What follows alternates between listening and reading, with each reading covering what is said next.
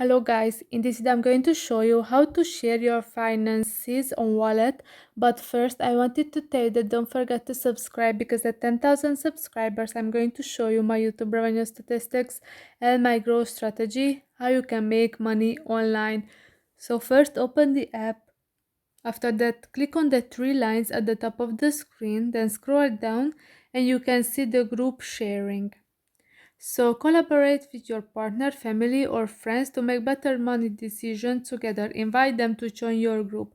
So you have to create a group, click on the create group, and if you have premium, or you can try out for free, but of course after a time you have to buy a premium plan, then you can create a group, and there you can share your financial information. For example, if you want to share some information with your husband or wife or something like that, of course not with strangers, but if you have to and you want to share, there you can share it and talk about your money decisions.